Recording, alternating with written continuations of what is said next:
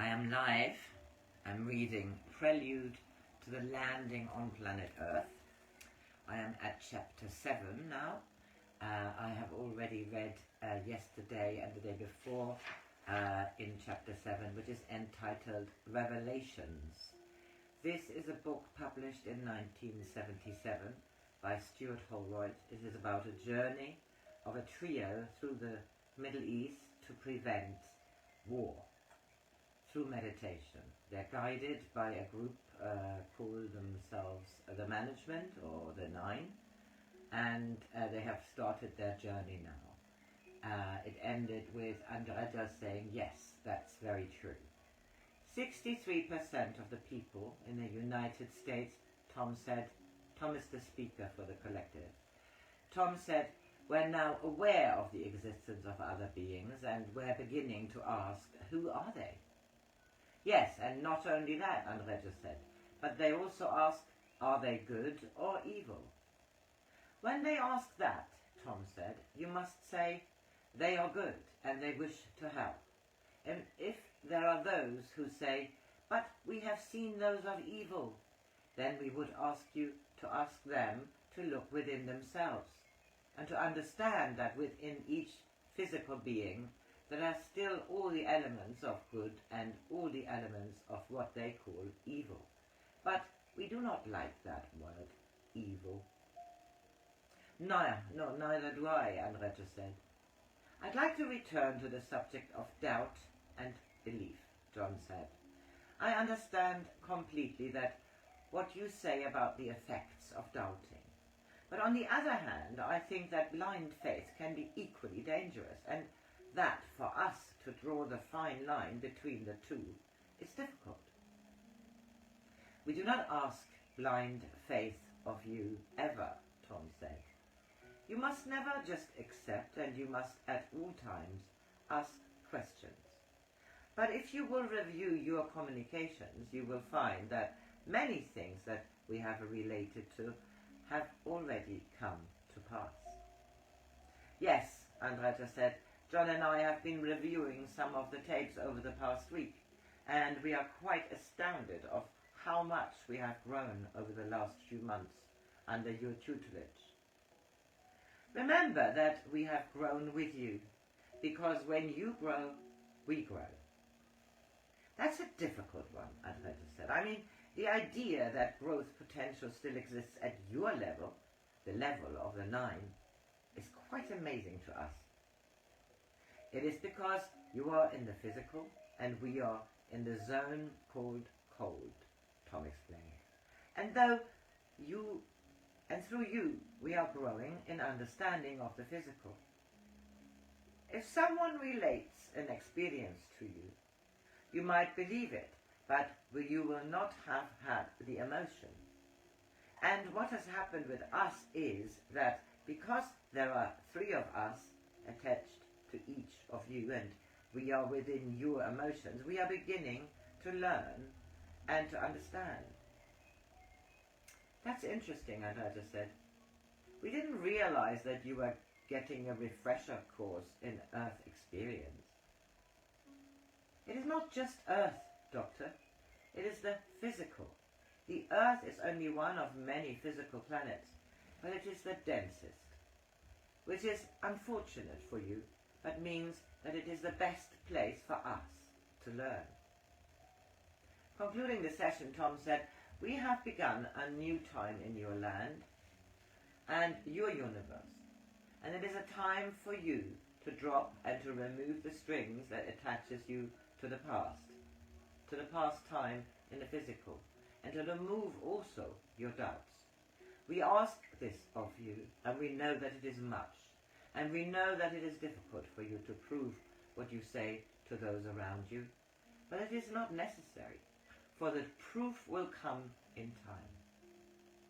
In this world in which you exist, they use a term, happy of your new year. We wish to say to you, happy of your new universe.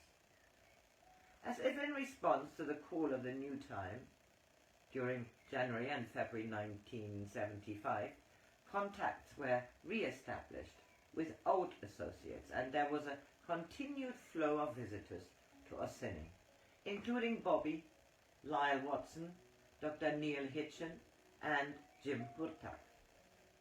On the 19th of January, I paid the visit described in the first chapter of this book, which the reader may refer back to for an impression of what daily life in the community was like at this time.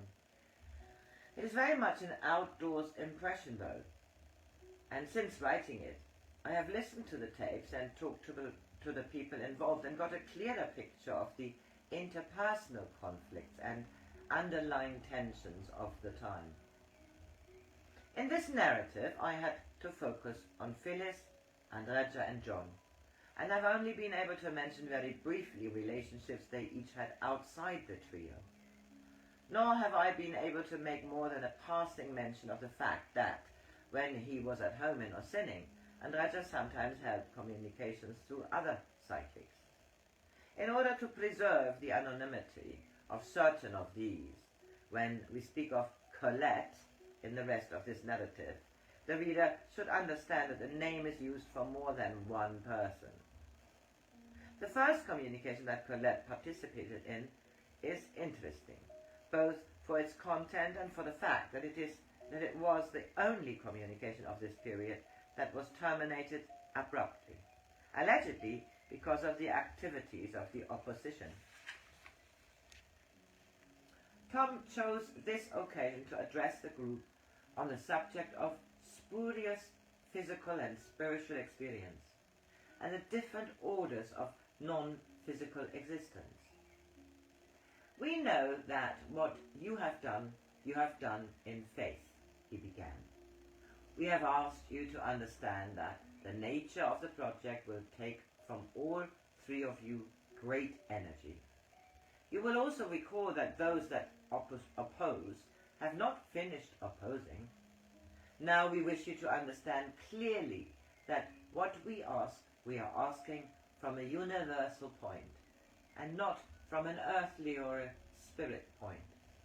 There are many things in which you on the planet Earth are involved that in truth do not have the nature of the universe, but only of the planet Earth, or of the spirit planes that surround the planet Earth.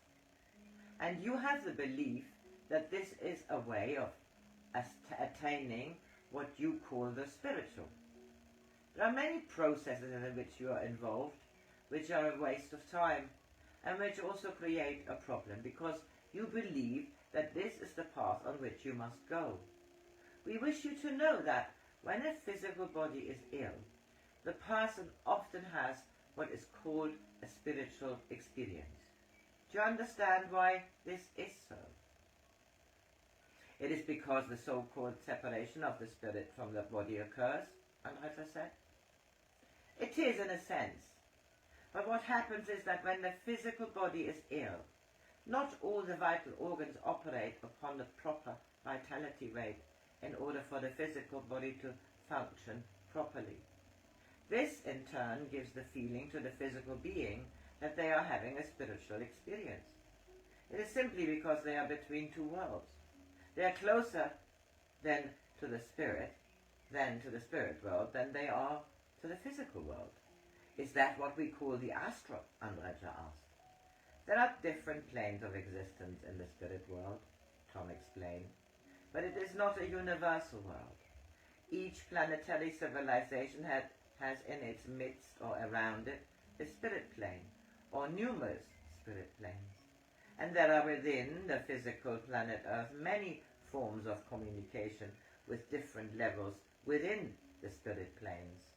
There is a difference between what the being calls intellions, and we have asked you to call aeons, and those of the spirit planes. We wish you to understand clearly with whom you are dealing. Do you wish me to end communication with the astral plane? Colette asked. It serves no purpose except to drive you into its pits, Tom answered. Then, returning to the subject of spurious spiritual experience, he went on. And it also came into the minds of physical beings that they could perhaps bring to themselves the experience of spiritual awareness by the intake in their bodies of substances that would bring them to this awareness. The reason that the intake of what you would call drugs gave them the sense that they had become spiritually aware was simply because they affected the vital organs and brought them, in fact, closer to death. So therefore, they would be between the spiritual and the physical. But if you operate on an automobile on inferior oil, how long will it work without being clogged? The number of other topics were raised and discussed in this communication before Tom interrupted a question of Andrija to say, "We are having difficulty." Suddenly Phyllis came out of trance. "How can they do that?" she said when she had got her bearings. "How can they bring me out so quickly?" John said he supposed they could do anything when they had to, but the question was, why had they had to? There was only one way to find out. So after a pause, Phyllis went back into trance, and Andrija asked Tom for an explanation of what had happened. He explained that the opposition had suddenly launched an attack of intensified vigor, and all energy resources had been required to combat it, leaving none for continuation of the communication. The battle was still in progress, he said, so it would be better if they stopped again and met later in the day for further discussion. When they met again just before midnight, Colette was not a participant, and Tom was able to explain more fully the cause of the earlier difficulty. The trouble arose because of the lady. There was within the lady a problem of ego. She does not mean to be of that nature, but there is a weakness in her, and as you have learned, all weaknesses can be used. This does not mean that she is not to work and to serve, but is only for you to understand that physical beings have these weaknesses, which you must have the wisdom to discern. Do you understand? Yes, I understand about the lady, Andrija said, but I don't understand how it relates to the opposition. When there exists a problem within a physical being, and they are within your box, that energy may be used. We are only telling you this out of love for you and the lady. There is within her, as there was within all three of you at one time, a great deal that needs to be purified. And you do not have the time, so she must do her own perfecting. It is important for you both to beware of those that are involved in what you call the psychic field. It is a new field for Sir John, but our doctor knows it well. But there is one thing within him which he is aware of, but does not attend to. Of all the beings and species that exist on the planet Earth, those that are involved in what you call psychic work have great difficulty with the ego. It is important for you, and we know not how to say this to you, but beware of your weaknesses, and be careful of your traps, and do not permit yourself to be used to perpetuate the ego of those that are psychic. Your weakness, Doctor, has been sirens. Women. It is an element in your nature that needs to be controlled. We ask you in the future on meeting a siren to stand back and be objective. Do not bring those with whom you have a personal relationship into the work. It cannot be. They will use you. So, I make a break here and wish you a wonderful 12th of March 2025. A Wednesday.